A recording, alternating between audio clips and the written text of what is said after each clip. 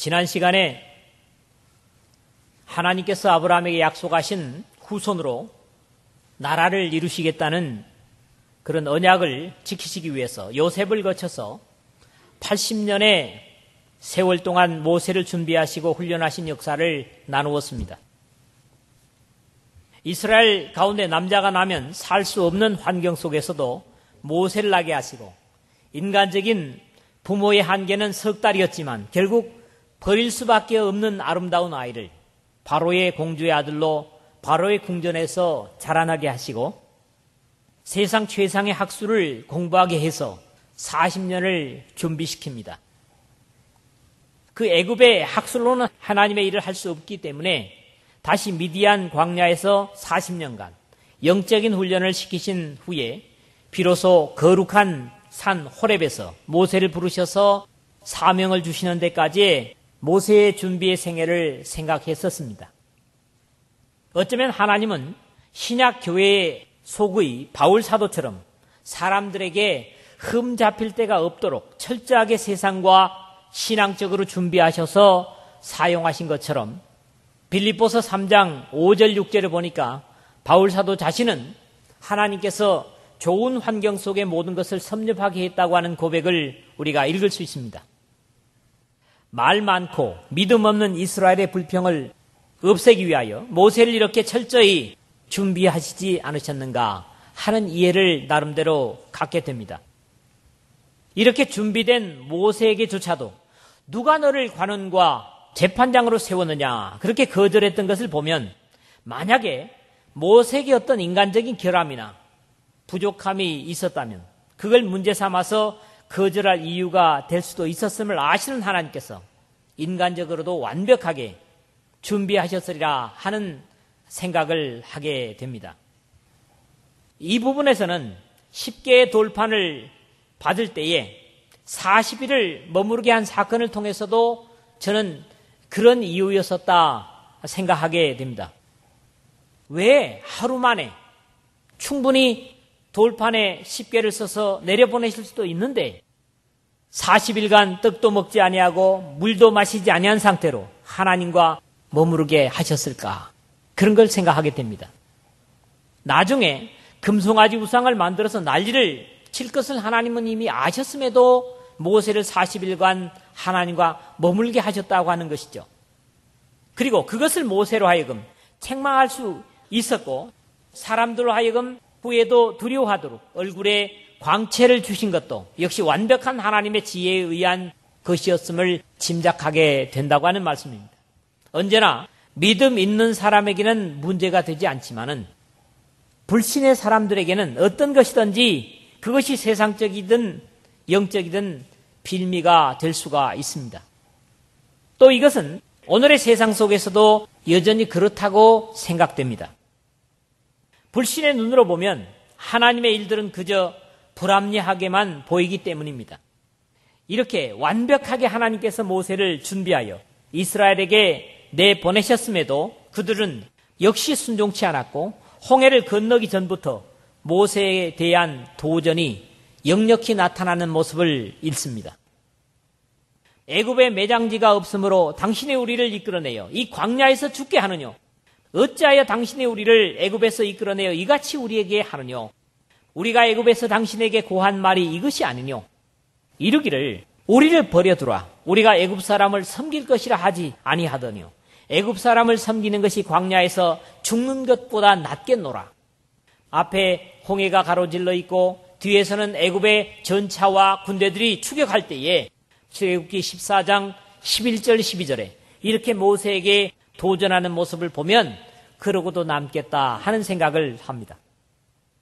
그러므로 오늘 결론부터 말씀드린다면 이렇게 철저하게 준비된 모세를 거절하는 것은 결국 그를 이스라엘에게 보내신 하나님께 대한 거역이었고 40년 광야에서 하나님께 제사를 드렸지만 정작 하나님께서는 이스라엘로부터 제사다운 제사를 한 번도 받으신 적이 없으시다고 개탄하시는 모습을 오늘 내용에서 읽습니다. 아울러 이것은 같은 광야와 같은 세상을 거쳐서 믿음으로 새 예루살렘을 향해 가고 있는 오늘 우리에 대한 경계라고 여겨집니다. 참으로 우리는 하나님의 뜻을 따라 예배하는가? 아니면 예수 그리스도를 빙자한 자신의 정욕의 실현을 예수 그리스도나 하나님이라는 방편으로 행하고 있는 것이 아닌지 이 말씀을 들으며 확인하고 점검되는 여러분 되시기를 주의 이름으로 부탁을 드립니다. 세 부분으로 나눠서 생각하겠는데 첫 부분은 37절에서 39절입니다. 이스라엘 자손을 대하여 하나님이 너희 형제 가운데서 나와 같은 선자를 세우리라 하던 자가 곧 이 모세라.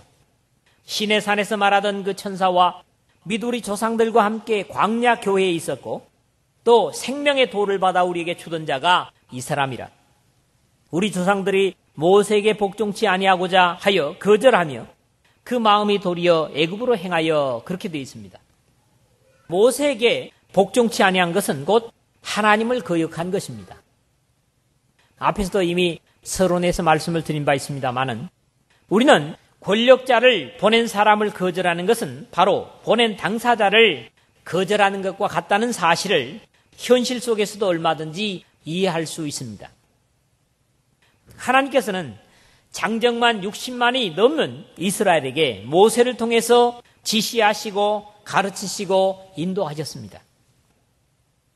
그렇기 때문에 모세를 통해서 전달되는 모든 것은 모세가 거짓되지 않은 이상 그것은 곧 하나님으로부터 주어지는 것이다. 그런 확신을 가질 수 있습니다. 또 이스라엘에게 율법을 넘겨주면서 최종적으로 오실 메시아를 예언한 사람도 바로 이 모세입니다. 하나님이 너희 형제 가운데서 나와 같은 선자를 세우리라 하던 자가 곧 이 모세라. 그렇게 증언을 함으로써 지금 베드로를 비롯한 스데반이 증거한 예수 그리스도를 증거하는 것은 이스라엘에게 최초로 증거한 사람이 바로 당신들이 존경하는 모세라는 말씀도 되겠지만 메시아를 증거하는 모세를 거역하는 것은 곧 하나님을 거역하는 것이라는 그런 공식으로도 이 말씀을 우리가 이해하게 됩니다. 이 단락에서는 계속해서 나와 같은 선자를 세우리라 하던 자가 곧 이 모세라거나 또는 생명의 도를 받아 우리에게 주던 자가 이 사람이라 하는 식으로 모세를 강조하면서 그런 모세를 우리 조상들이 모세에게 복종치 아니하고자 하여 거절하며 그 마음이 도리어 애굽으로 향하였다고 배은망덕을 지적하고 있습니다. 모세를 거절하는, 즉 하나님을 거절하게 된 원인이 무엇인가 하면 그 마음이 도리어 애굽으로 행하여 라는 것입니다. 오늘도 동일하게 우리가 하나님을 거역하게 되는 원인도 역시 같은 상황이라고 이해됩니다. 바로 애굽으로 그 마음이 행하기 때문에, 세상으로 그 마음이 행하기 때문에 우리는 하나님을 곧잘 거절하게 됩니다. 사실 아닙니까?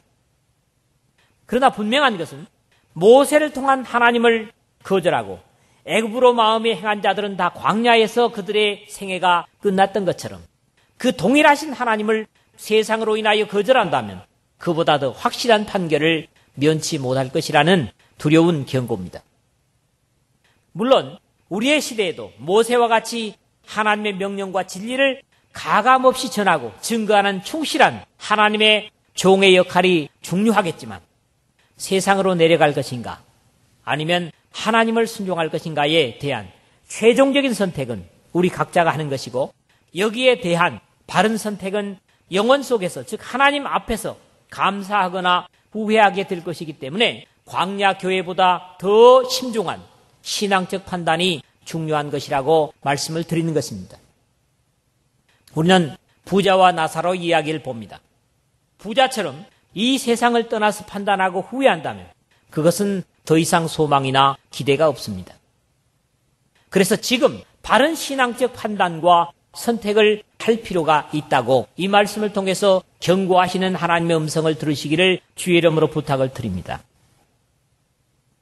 두 번째로는 40절에서 43절의 말씀입니다.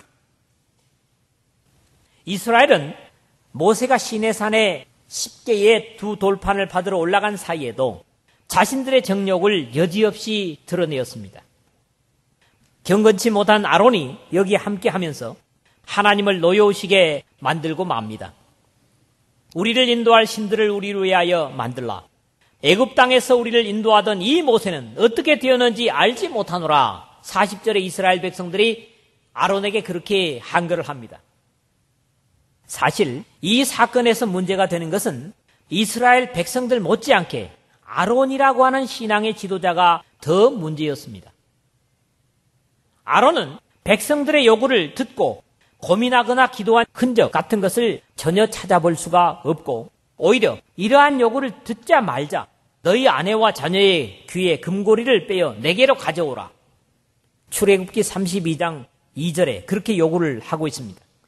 백성들이 요구하는 모든 것을 그대로 수용할 뿐만 아니라 오히려 나중에 모세가 이 일을 추궁하자 자신은 전혀 책임지려고 하질 않고, 내 주여 노하지 마소서, 이 백성의 악함을 당신이 아나이다. 내가 그들에게 이르기를 금이 있는 자는 빼어내라 한즉 그들이 그것을 내게로 가져왔기로 내가 불에 던졌더니 이 송아지가 나왔나이다. 참 말도 안 되는 소리죠. 출애굽기 32장 22절 24절에 그렇게 책임을 철저하게 백성들에게 돌리고 말도 안 되는 거짓말을 합니다. 사실은 모세와 아론은 한 배에서 난 사람들이죠. 또 하나님께서 이스라엘의 지도자로 세운 두 사람입니다. 그런데 이 두 사람은 너무너무 다르다는 거지요. 그리고 이 시대에도 모세형과 아론형의 두 가지 지도자가 있을 수 있습니다.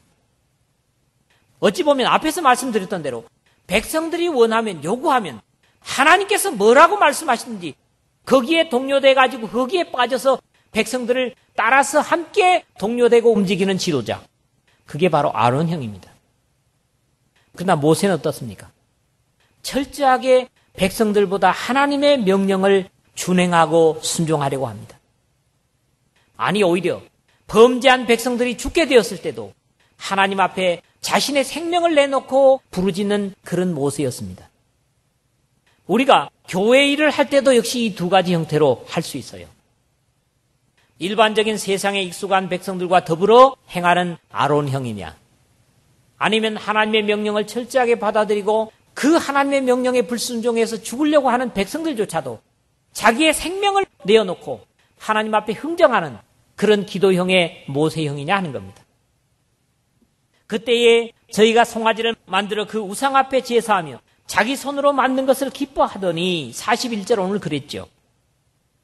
결국 여기에서부터 출발한 이스라엘의 우상 숭배는 가나안에 정착하여서까지 계속되었고 마침내 하나님의 채찍으로 바벨론의 포로가 되어감으로 끝나게 되는 것을 오늘 말씀에서도 우리가 읽을 수 있습니다.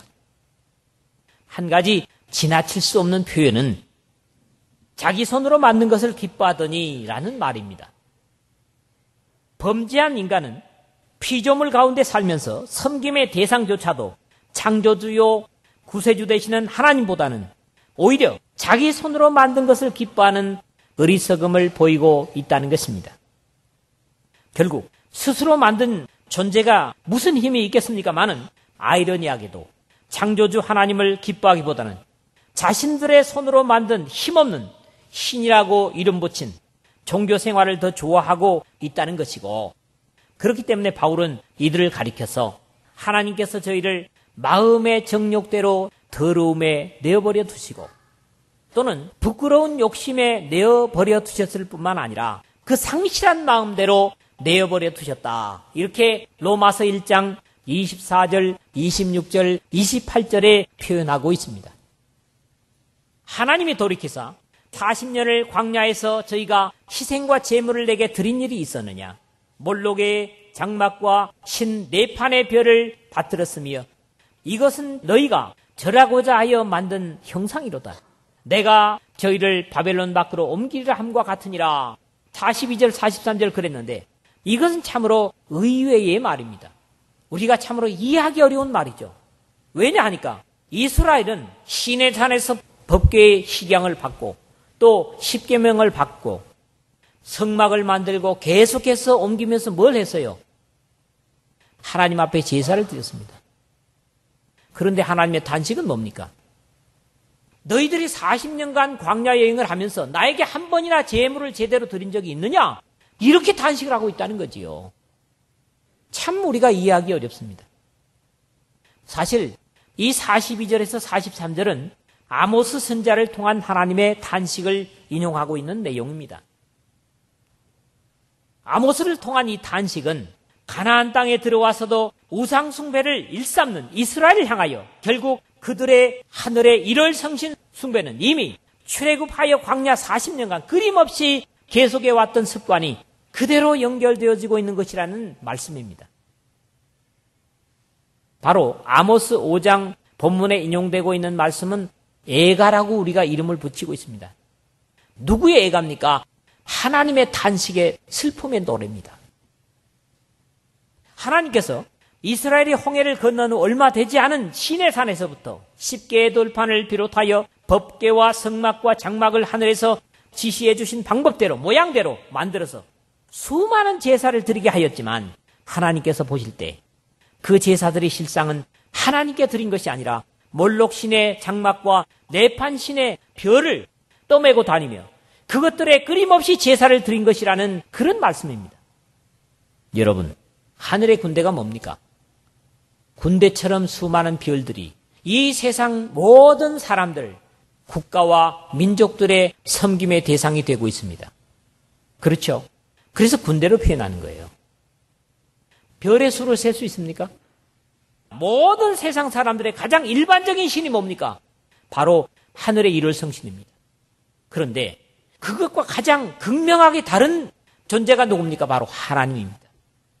하나님은 이스라엘을 갈대아 우르에서 아브라함으로 통해서 택하시고 애굽에서 국가가 되게 하시고 가나안에 이끄셔서 결국 세상의 모든 사람들이 섬기는 일월성신 가짜신을 버리고 하나님을 섬기게 하셨음에도 불구하고 여전히 세상 사람들이 좋아하는 일월성신을 섬기는 그런 모습으로 나아갔다는 것이고 광야 40년간 이들은 결국 자기들의 정욕을 실현하기 위한 그런 도구로 야훼 이름을 이용했다고 하는 것입니다. 여러분, 이 말씀이 두렵지 않습니까? 겉으로는 분명히 하나님께 번제를 비롯한 온갖 제사를 계속 드려왔다고 생각했는데 하나님께서 보실 때는 그것이 아니라는 판단입니다. 여기서도 우리는 두려운 경계를 가져야만 합니다. 이런 결과들이 왜 있게 되었는가라는 것입니다. 그것은 이미 앞에서도 언급했던 것처럼 그때에 저희가 송아지를 만들어 그 우상 앞에 제사하며 자기 손으로 만든 것을 기뻐하더니라는 표현에서 깨달을 수 있습니다. 오늘날 많은 사람들이 하나님의 역사라고 확신하고 간증하는 것들을 수정하는 이유는 무엇이겠습니까? 과연 하나님께서 주신 약속이나 계획이 수정될 수 있습니까? 답변은 단호하게 그렇지 않답니다. 많은 사람들이 어떤 경우 큰 확신으로 자신이 이렇게 되는 이유를 증거하고 감격한 후에 얼마 있지 않아서 다시 그것을 뒤엎는 증거를 하면서 같은 확신으로 들떠있는 모습들을 들어보고 듣게 되는데 주변에서도 그런 걸 봅니다. 이것은 무엇이 문제인가? 분명히 문제가 있어서 그럴 것이다 하는 생각을 하게 됩니다.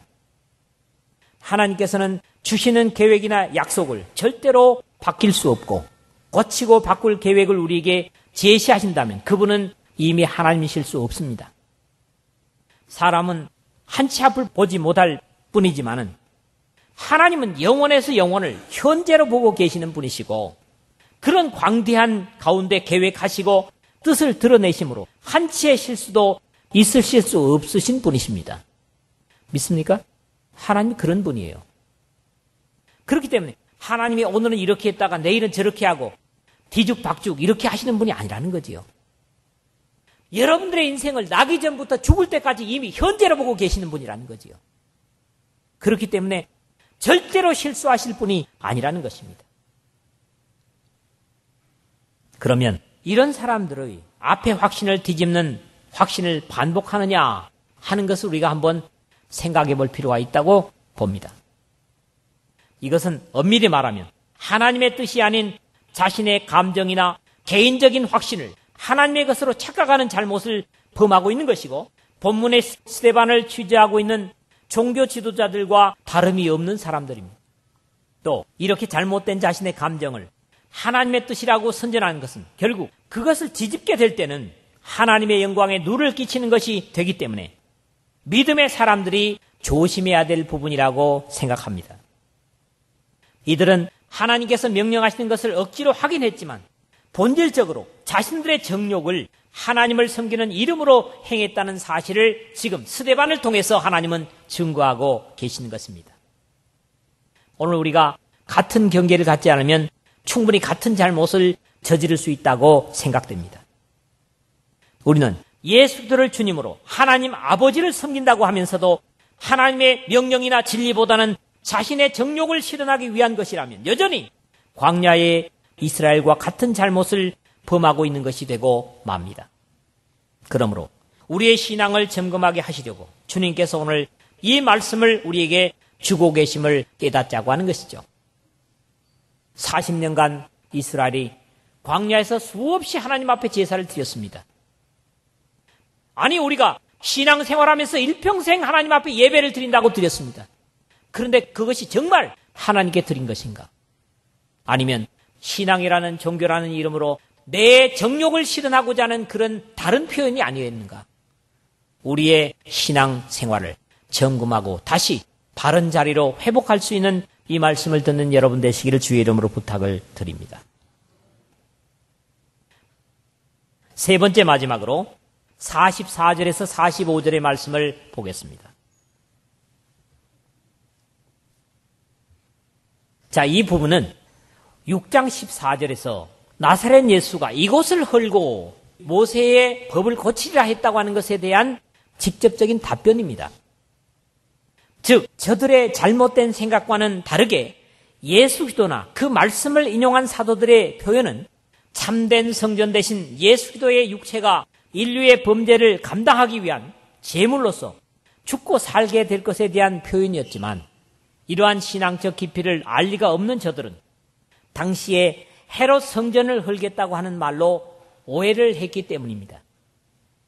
사실 이 헤롯 성전은 예수 그리스도나 사도들이 헌 것이 아니라 AD 70년에 로마의 티토 장군이 이끄는 군대에 의해서 흘리고 마는 것을 우리는 역사 속에서 봅니다. 그리고 그것이 광야에서 이스라엘에게 있었던 증거의 장막이었던지 아니면 솔로몬에 의해서 세워진 성전이었던지 또는 바벨론 포로 생활에서 돌아온 스룹바벨에 의해 재건된 제2성전이었던지 여기 스데반과 그를 대적하고 있을 당시에 헤롯 성전을 막론하고 하나님을 가둬둘 수 있는 곳은 못 되었음을 이 부분에서 지적하고 있는 것입니다.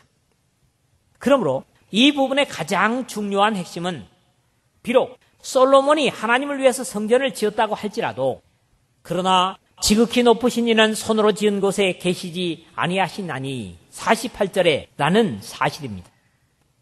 솔로몬조차도 그가 비록 최초의 영광스러운 성전을 지어드렸을지라도 고백하고 있는 말씀을 보면 하나님이 참으로 땅에 거하시리까 하늘과 하늘들의 하늘이라도 주님을 용납치 못하겠거든 하물며 내가 건축하니 전이오리까 열왕기상 8장 27절에 그렇게 고백을 드리면서 주께서 전에 말씀하시기를 내 이름이 거기 있으리라 하신 곳 이 전을 향하여 주의 눈이 주야로 보옵시며 종이 이곳을 향하여 비는 기도를 들으시옵소서.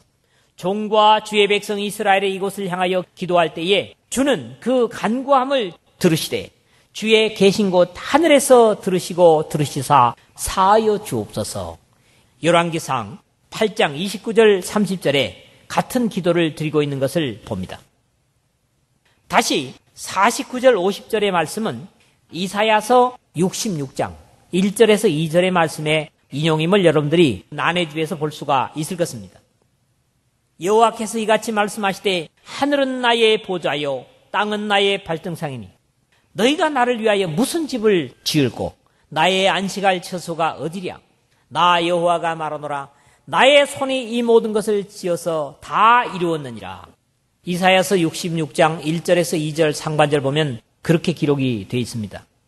비록 오늘 본문에는 끊겨져 있지만 인용된 말씀에 덧붙여지는 말씀이 또한 경계가 되어야 할 말씀이기 때문에 여러분들과 함께 그 말씀을 보고자 합니다.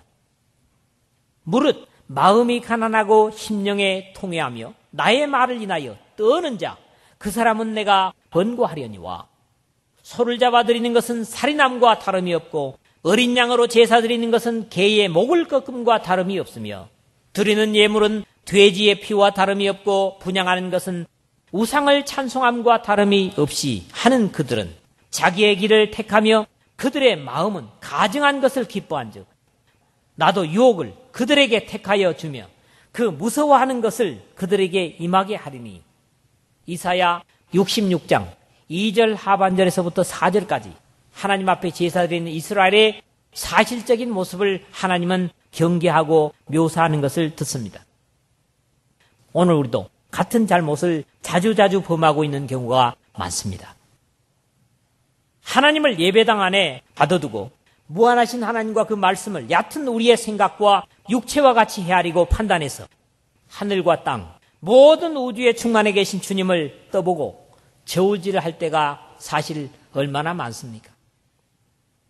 하나님은 무한하실 뿐만 아니라 우리의 속마음까지도 맑은 거울처럼 들여다보실 수 있으신 분이심을 우리는 기억하고 생각해야 합니다.